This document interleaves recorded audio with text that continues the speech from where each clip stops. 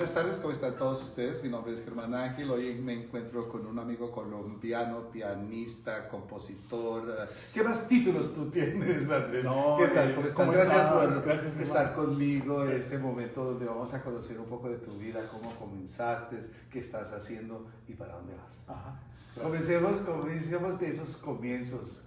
Eres colombiano, naciste en Bogotá, tu mamá bogotana, tu papá de la costa, rumbero y le gusta la chicha. Bueno, no quiero preguntarle si le gusta la chicha, pero le gusta el baile, le encanta la música. Mi padre es supremamente melómano. Todavía hoy compartimos música de Pacho Galán y Lucho Bermúdez y Joe Arroyo. Entonces, como te contaba antes, mi madre bogotana también. Pero ella también es... también amante de la música. Amante. Sí. ¿Toca instrumentos y todo? Ella me dice que tomó clases de piano de niña, pero parece que no tuvo muy buena experiencia con su profe en aquel entonces y lo dejó. Pero quedó con el gusto de la música colombiana más del centro, ¿no? Y de la zona cafetera. Quedó como con el gusto de los pasillos, de los bambucos, de las guabinas. Me cuenta ella que mi abuelo tocaba el serrucho, que te contaba ahora. Yo no tuve la alegría de conocer a mi abuelo materno. Ni de tocar serrucho. Ni de tocar serrucho, nada, tengo que aprender. Y por el lado de mi padre, sí. También lo que te decía, es esa influencia también de la costa, de Barranca Bermeja, mi abuela de Barranquilla, mi abuelo de Manizales. Entonces tengo sangre de todo el país. Y te contaba ahorita, entonces yo vibro con la música del Pacífico y con la del centro y con la del norte y con la más nostálgica sureña. Y lo interesante es que en Colombia en cada departamento es una música diferente, son estilos diferentes y tú los tocas, ¿no? Sí, algunos expertos en música colombiana dicen que en las 5 regiones que tenemos hay por lo menos 14 diferentes tipos de música por región. Okay. Y eso es extraordinario. Somos un país muy, muy rico, no solo en comida y en multiculturalidad, pero en música. Me contabas que cuando estabas bien pequeñito comenzaste cuando tenías como 5 años a tocar el piano. Ajá. Cuéntanos esa experiencia, cuéntanos desde ahí para que la gente conozca tus comienzos, ¿no? Porque no ha sido tan fácil, tampoco no es que esto tomó un par de años, sino es casi toda tu vida. Sí, bueno, empecé como a los 5 o 6 años, es el recuerdo que tengo con una profesora del Conservatorio de la Universidad Nacional, se llamaba creo que Adriana Lier Veláez, era profesora de mi hermano, y yo estaba así como medio loco y como inquieto. Y... Eso es lo que me gusta, que eres sincero, loco, eres sí. loco.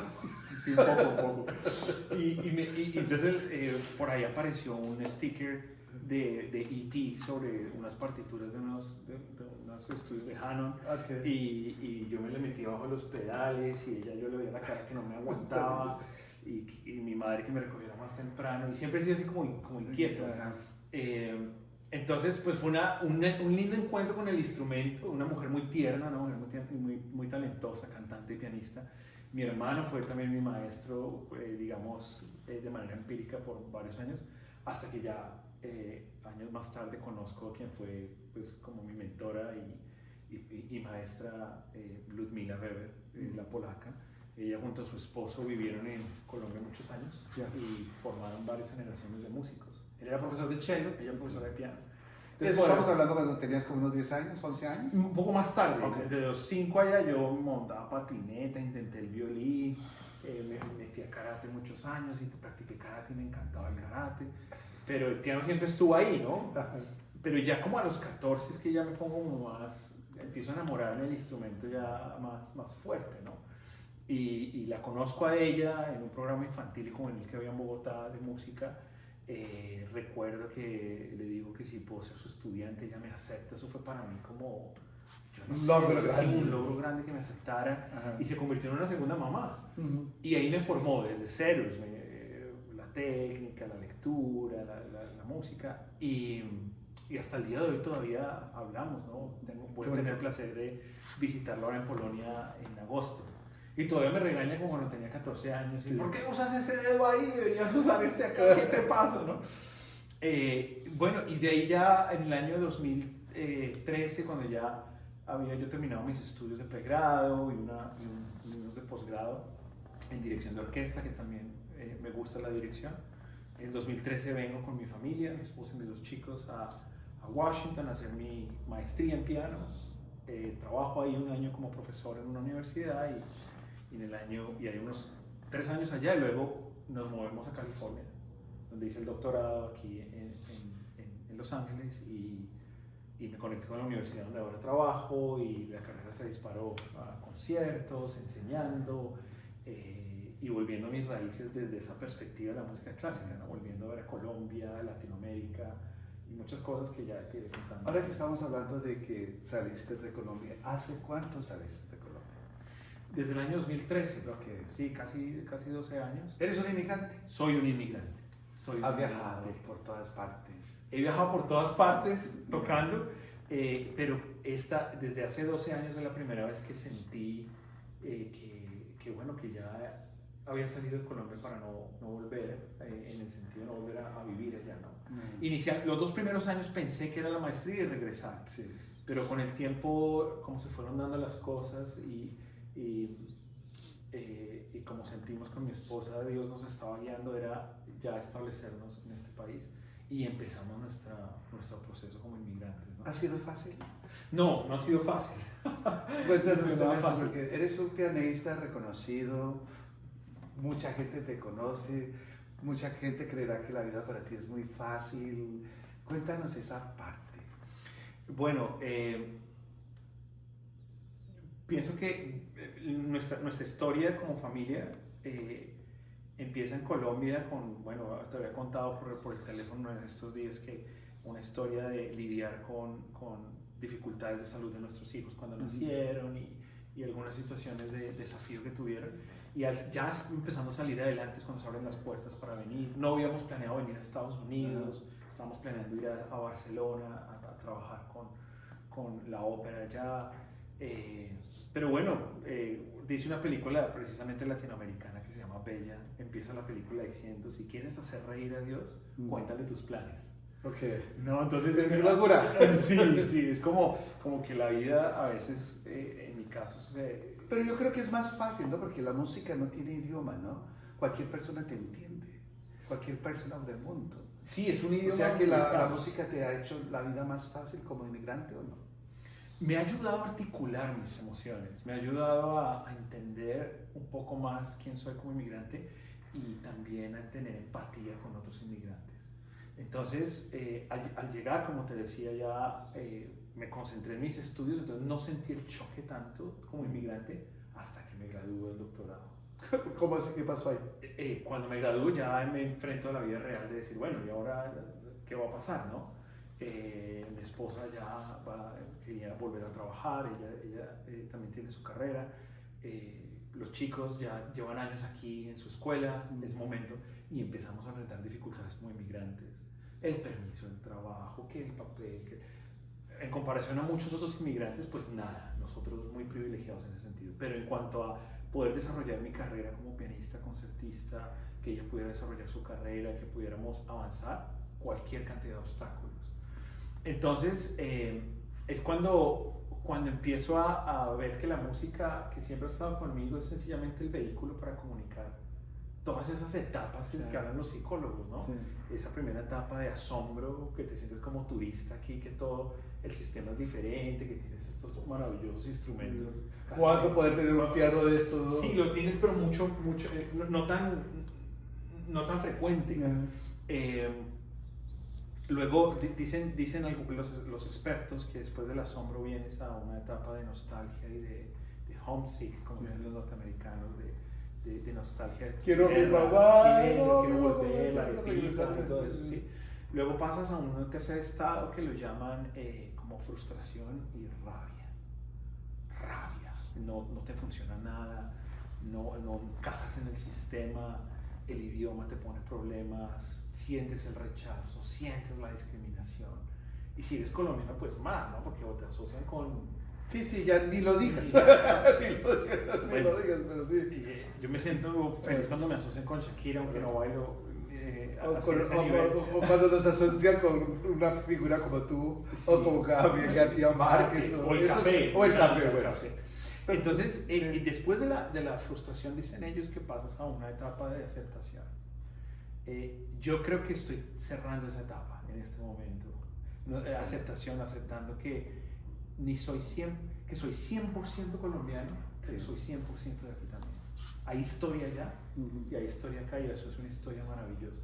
Y hablan de la quinta etapa, que es abrazar una nueva cultura, una nueva identidad, ¿no? Y es una etapa de mucha esperanza. Algunos la viven en un orden diferente, pero la música me ha ayudado en ese caminar, Germán, a como articular esas Eso es lo que yo quería agregar y dialogar contigo, ¿no? El piano, sé que es una extensión de tu cuerpo, ¿no? Como ahora que te estaba escuchando, y en unos momentos lo van a escuchar, pero tú transmites muchas cosas por medio de tus dedos. Tú mueves los dedos como si estuvieran bailando, como si estuvieras en el aire.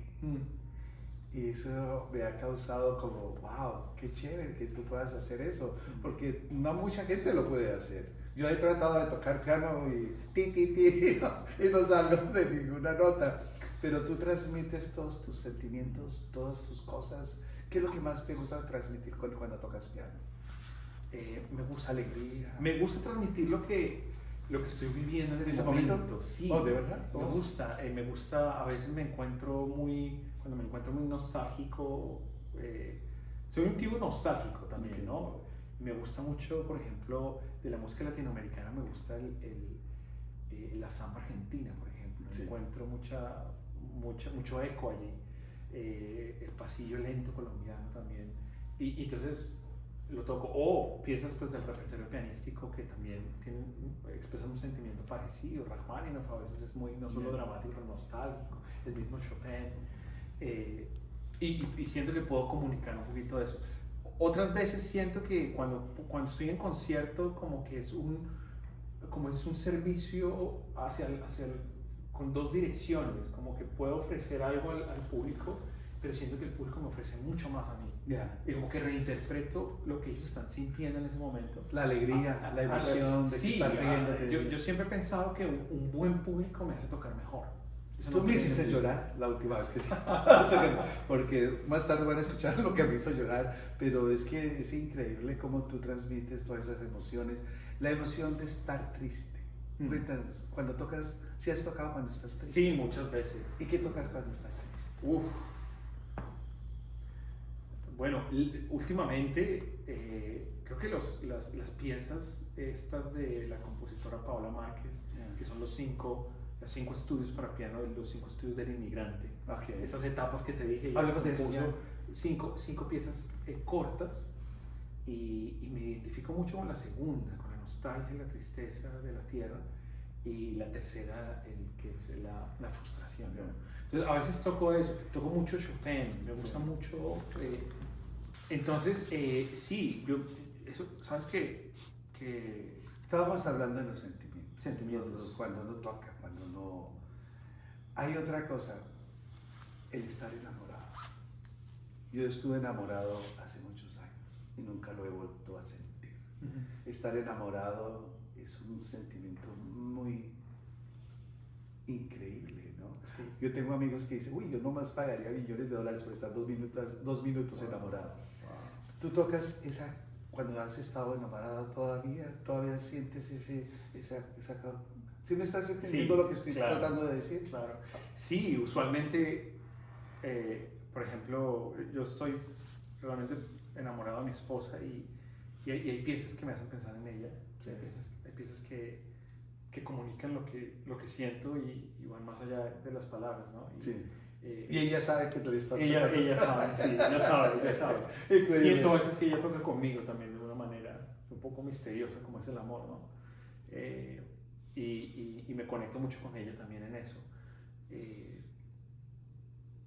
Creo que estoy enamorado de otras cosas también, sí, ¿no? Y ese tipo de amor también me inspira. Creo que los sentimientos, o sea, intentar hablarlos es mejor a veces tocarlos, ¿no? Sí. Y a veces no hay una palabra que los articule tan claros.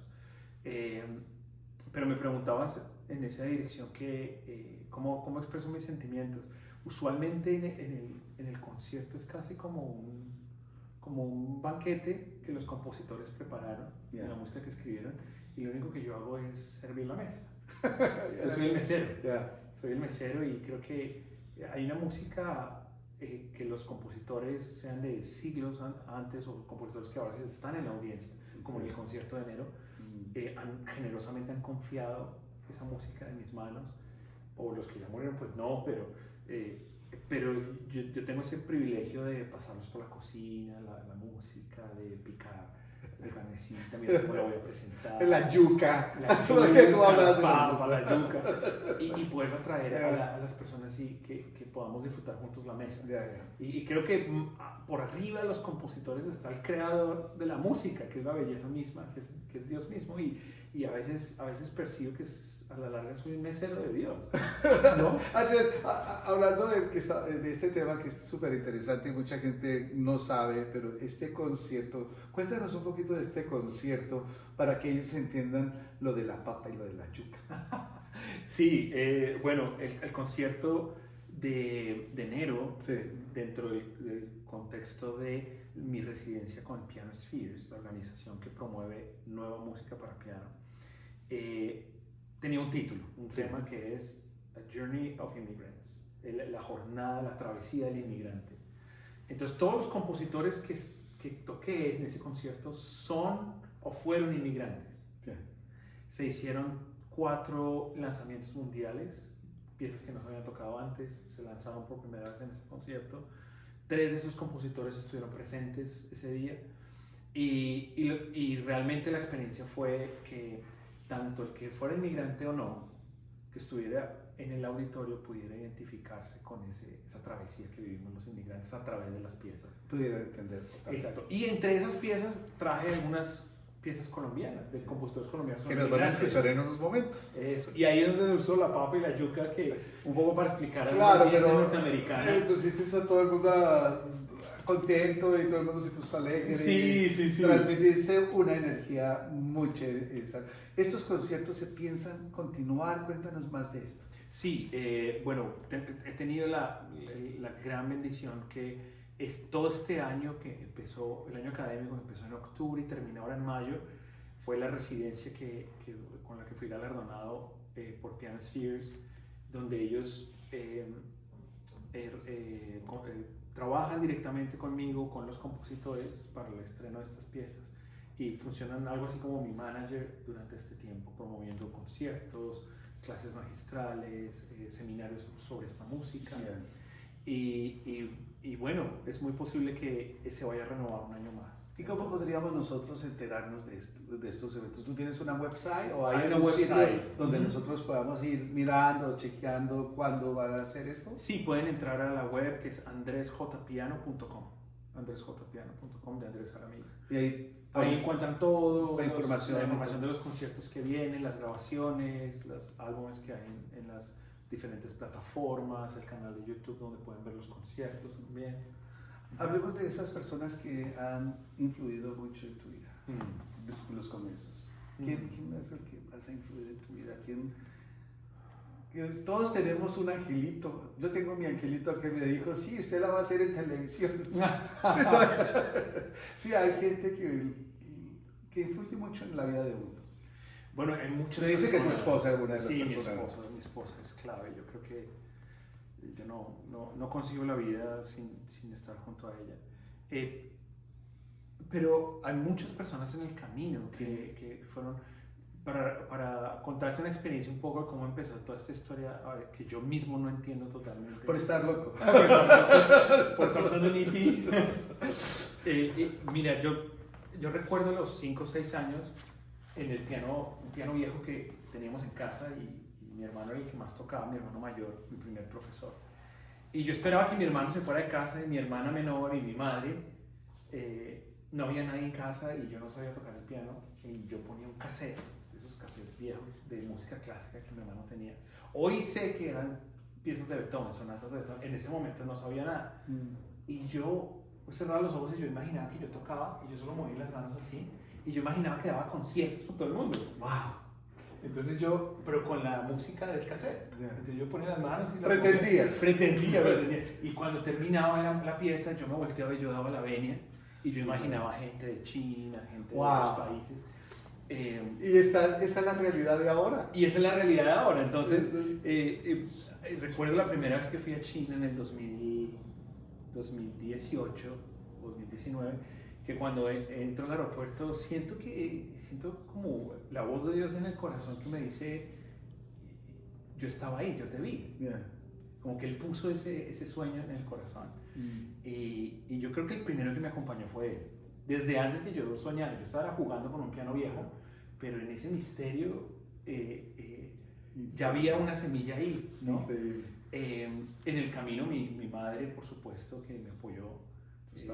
Mis padres, mi hermano mayor que me apoyó, luego mi maestra Ludmila, luego otros maestros como el maestro Jorge Zorro que me enseñó teoría y fue un mentor para mí, la maestra Pilar Leiva, Inés Leiva, mi escuela Corpas, y finalmente aquí para mí ha sido un mentor tremendo Daniel Pollack, que es profesor aquí en la Universidad del Sur de California.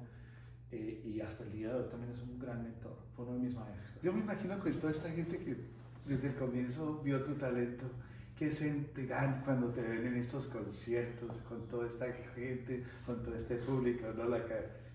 Y miren, ¿no? Él lo hizo, ¿no? Llegaste a donde querías llegar. Sí. Este es tu gran sueño, lo estás viviendo, lo hiciste. Bueno, y ahora vamos a hablar del futuro. Ya hablamos bastante. ¿Qué planes tienes? ¿Cómo te ves tú en los próximos 5 años, 2 años? ¿Cómo ves tu vida? Pues mira que, digamos, desde la parte del repertorio, de las grabaciones, de los conciertos, muy naturalmente y muy progresivamente se ha dado esta idea del journey, de la travesía. El primer álbum que grabé hace varios años se llama Journey of Life, la travesía de vida, y es como un poco mi historia con mi familia y los chicos que te conté.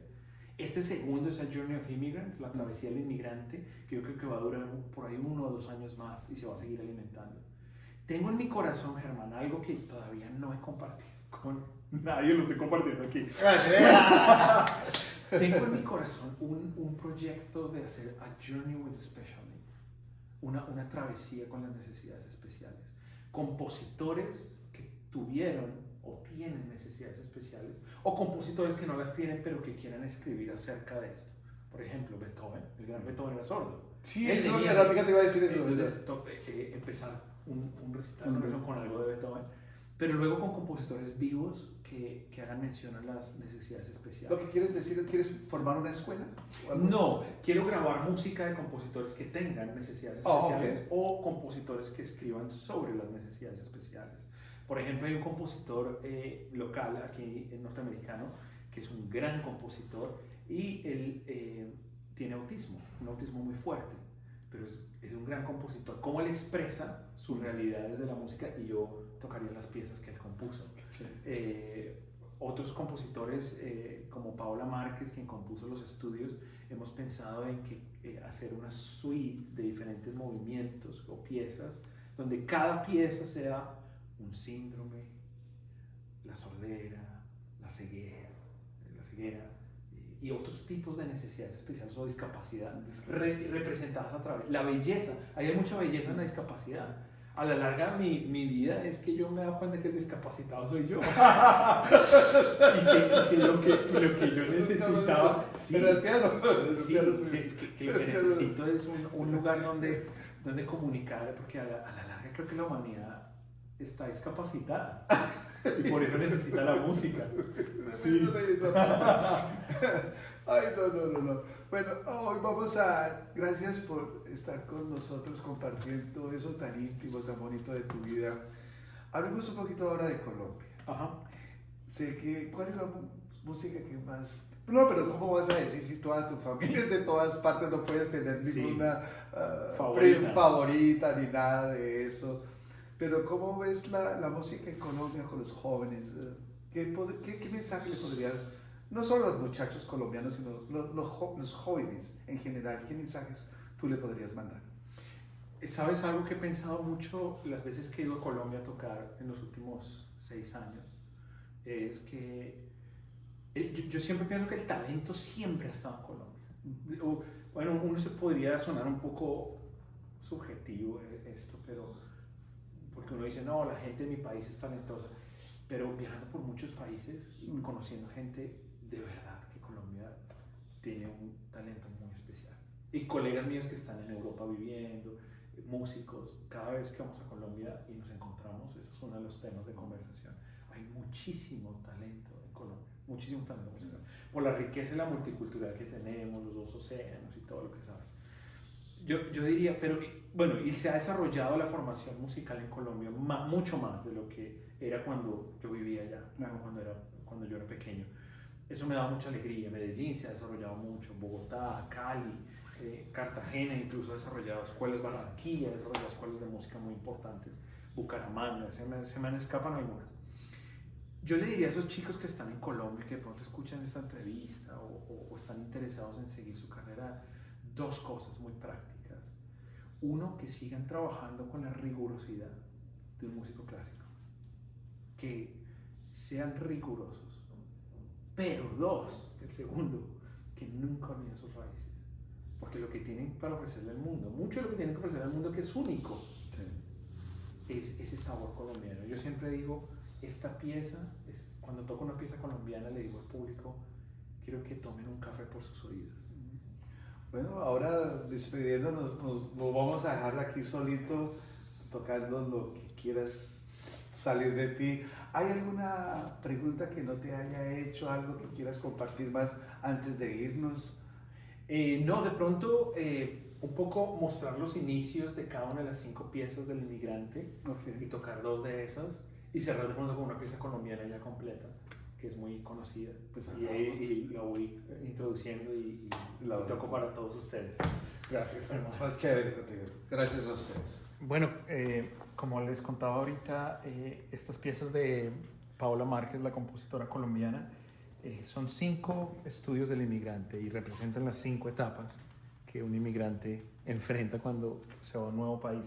No voy a tocarlas todas, las pueden escuchar en las plataformas y en YouTube también, pero voy a tocar partecitas para explicar cada uno. El primero, que tiene que ver con el asombro, cuando el inmigrante llega a un nuevo país y está entre ese asombro, pero también ese miedo un poco, ese vacío de qué es lo que va a pasar. Y este primer estudio suena algo así.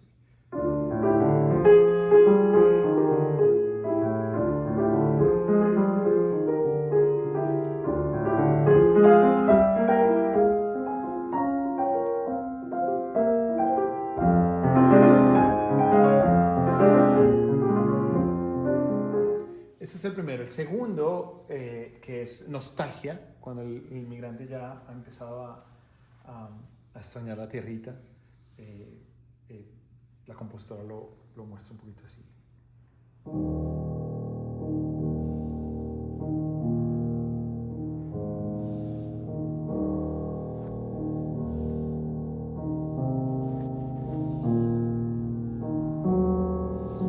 Y ahora tocar el segundo y el tercero completos al final de la introducción de todos los 5.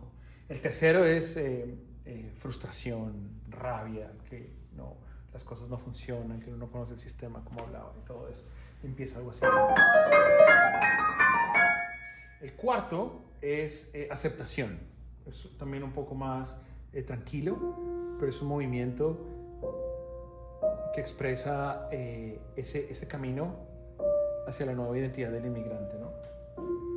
Después hace esto. Un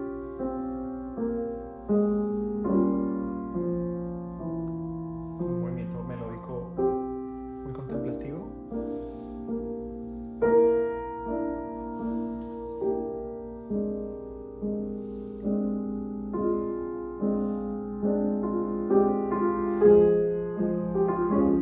Y finalmente el quinto ya habla de embracing, como abrazando esa nueva identidad que tiene el inmigrante, y es un poco como una danza más alegre con esperanza.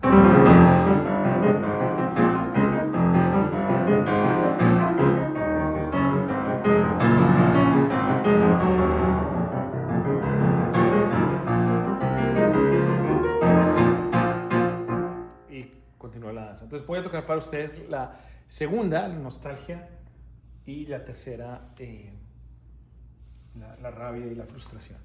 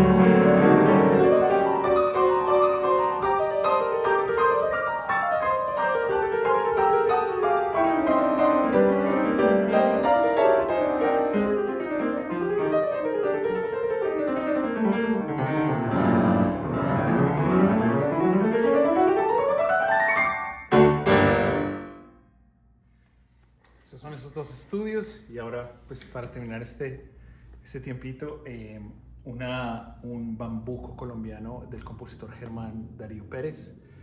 Un bambuco que se ha hecho muy, muy popular y muy conocido en los Estados Unidos en los últimos años por su belleza, por la manera magistral con la que el maestro Germán Darío lo escribe y lo pianística que es. Disfruten este bambuco que se llama Ancestro.